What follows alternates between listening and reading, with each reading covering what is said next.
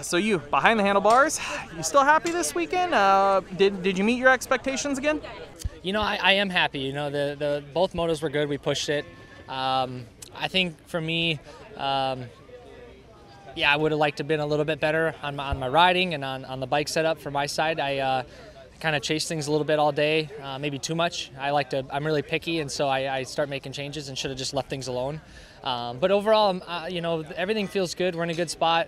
You know, Hangtown's never really been a track that's come easy to me. It's just hasn't. I've never got a win here in my whole career, and so yeah. So you know, we got 2 more motos in the bank, you know, physically to build off of, and I like where we're at just as far as myself, the bike, and the changes that we're making and the improvements. So I think it's been really important so far is last weekend, 2 very solid starts, was able to mix it up with guys.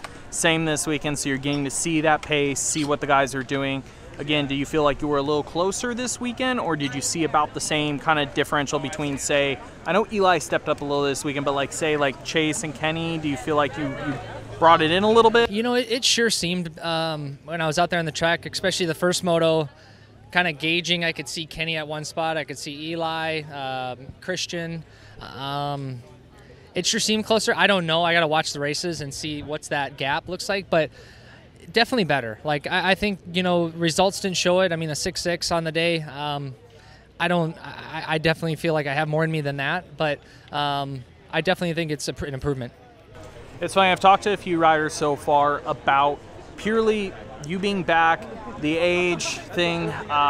Eli said last week, he said after watching what you did, he thinks it proves that you don't get physically fried from this sport. You get mentally fried. Would you agree with that? Yeah, 100%. I mean, it's the season's long.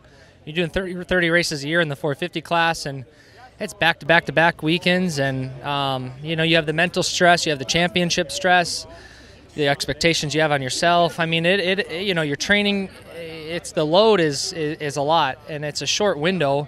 But for me, that's where I was at in 17. I just was so tired, and even a couple years after, thinking about coming back, it's like I mentally wasn't ready to do that even then. So yeah, for sure, the mental side is huge.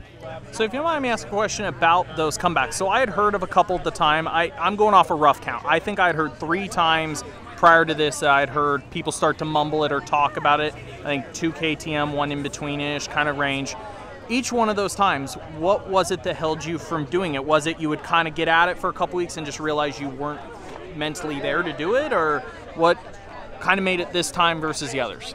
Yeah, you know, the first times, I think about a year after, it's 2018, I was talking to KTM about coming back, and they had the whole contract ready, and I didn't do it.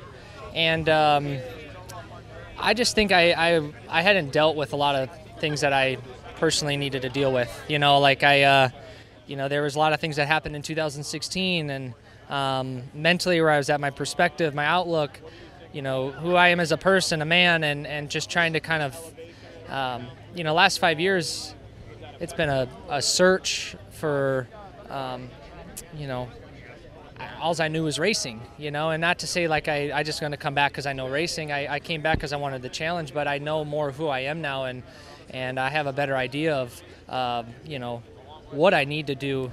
You know, I can sit back in comfort and enjoy sitting on the couch and not have a worry to worry about and not have a race any stress. But it's like, you know, I shied away from a lot of things in the last 5 years, and I didn't want to do that anymore. You know, I think as my purpose of who I am and who I need to be is, you know, I need to do that. So I need to be who I was created to be.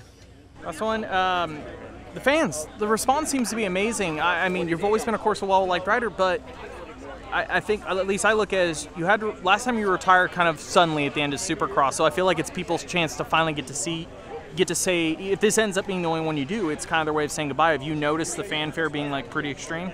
Yeah, it's kind of cool because the fans have been super supportive, and I think, you know, yeah, I mean, I think they all thought that never again we're going to see Ryan on the track, and here we are racing, you know, and even myself, I'm like, wow, kind of pinch me moments, but yeah, really cool, the support.